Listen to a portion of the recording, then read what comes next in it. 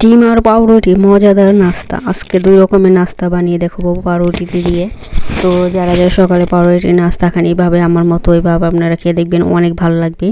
এটা বাচ্চাদের টিফিনে বা আপনারা নিজেরা ঘরে ছোট বড় এভরিওয়ান সবাই খেতে পারবে। আসসালামু আলাইকুম ফ্রেন্ড, সবাই কেমন আছেন? আশা করি আল্লাহর রহমতে সবাই ভালো আছেন। আমি আলহামদুলিল্লাহ অনেক ভালো আছি। যেখান থেকে আমার ভিডিওটি দেখছেন সবাইকে জানাই অভিনন্দন ও স্বাগতম। সবার জন্য অনেক অনেক দোয়া ভালোবাসা রইল। অসুস্থ যারা আছেন তাদেরকে অনেক দোয়া রইল, আল্লাহর জন্য তাড়াতাড়ি শেফা দান করে। তো এই যে দেখুন, এখানে আমি 2টা ডিম নিয়েছি, 2 পিস পাউরুটি। এটা আমি সালাদ দিয়ে তৈরি করব। তো এটা আমি এই পাউরুটিটা কীভাবে বার্গারের মতো নিয়ে আর কি, এখানে কোনো মাংস দিব না বা কোনো কিছু দিব না, শুধু ডিম পাউরুটি।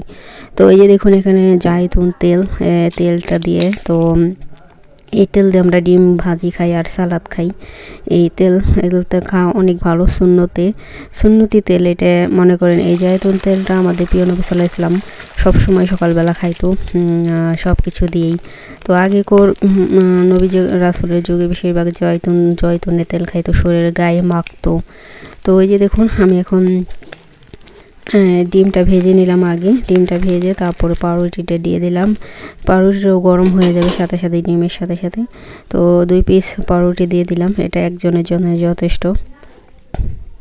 তারপরে দেখুন, এখানে আমি লোটাস পাতা আর শসা আর হচ্ছে টমেটো, এটা এই সালাডটা দিব।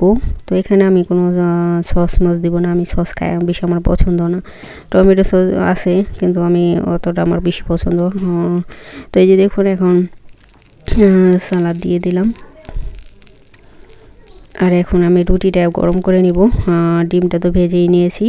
তো এভাবে আপনারাও ঘরে অল্প সময়ে একবারে ঝটপট নাস্তা তৈরি করতে পারেন। যেদিন ধরেন রুটি না বানাইতে পারেন, ঘরে এরকম পাউরুটি আর এরকম ক্রিম থাকলে দুধের, এটা হচ্ছে দুধের ক্রিম। এই ক্রিম দিয়েও আমরা খাই শুধু রুটি দিয়ে, এই ক্রিম দিয়ে আবার রুটি দিয়ে চা দা খাই। তো তখন আর ডিম ভাজি না, তো এভাবে খাওয়া যায়। তো আর আমি এখানে কিছু সালাদ আর ডিম দিয়ে দিছি, 2টা দেশি ডিম। তো এখন আমি এটা নাস্তা করব সকালে।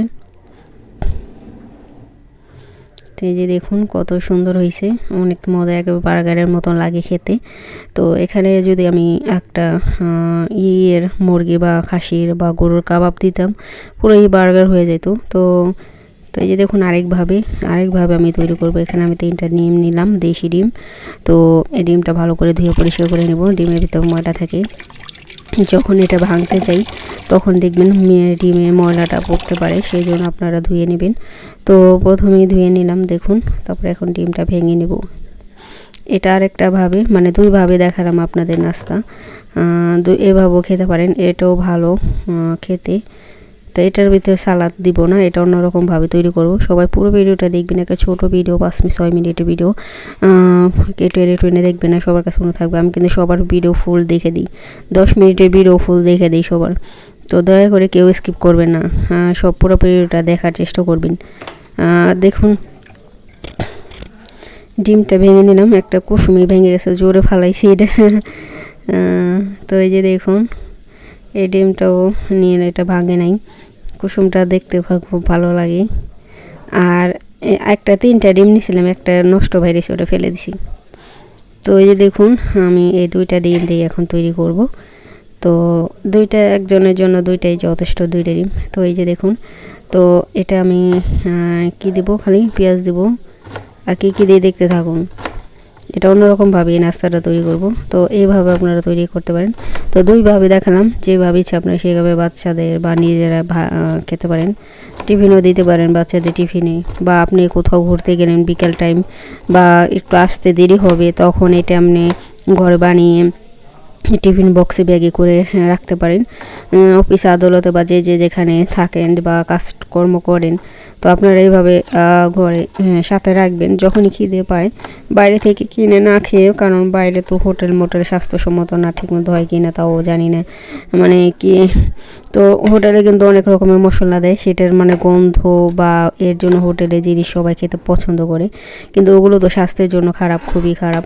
তো নিজের স্বাস্থ্যের কথা ভেবে যদি আপনি ঘরেই সব কিছু তৈরি করে খান, হোটেলের জিনিস কম খান, তাহলে দেখবেন আপনার শরীরটা সবসময় ভালো থাকবে, সুস্থ থাকবে, বড় বড় রোগ থেকে মুক্তি পাবেন। তো এই যে দেখুন আমি এখানে ধনিয়া পাতা, একটা পেঁয়াজ পাতা, একটা কাঁচামরিচ, বেশি ঝাল দিইনি। বেশি নাস্তা জিনিস ঝাল না খাওয়াই বলো, আমি মনে করি খালি পেটে ঝাল খেলে আপনার সমস্যাটা বেশি হবে। তো এই যে দেখুন আমি একটা কাঁচামরিচ দিয়েছি, এটা বেশি ঝাল না। তো আর একটু লবণ দিয়ে দিলাম। এখন আমি করে নেব, ভালো করে মিক্স করে ভেজে নেব। এটা ডিম ভাজির মতনই হয়ে যাবো এটা। তো এইভাবে নাস্তাটা তৈরি করতে পারেন। অনেক শর্টকাট, একবারে 5 মিনিটও লাগবে না এই নাস্তাটা তৈরি করতে।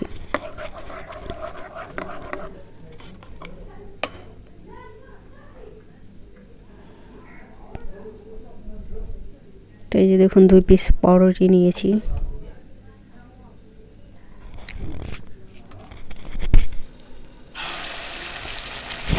ডিমটা ভেজে নিলাম দেখুন।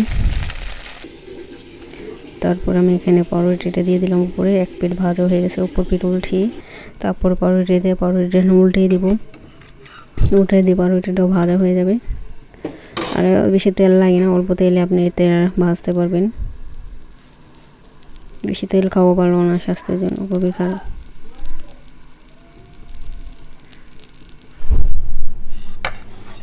এই যে দেখুন ভাজা হয়ে গেছে আমার। এটা এইভাবে খেতে। তো এইভাবে আপনার কেমন লাগলো পাউরুটি ভাজা? তো এইভাবে যারা খান নাই খেয়ে দেখবেন, কম বেশি এইভাবে সবাই খায়। তো যারা খান না এইভাবে খেয়ে দেখবেন, পেঁয়াজ মরিচ দিয়ে, ধনিয়া পাতা, পেঁয়াজ পাতা দিয়ে পাউরুটি ভাজা।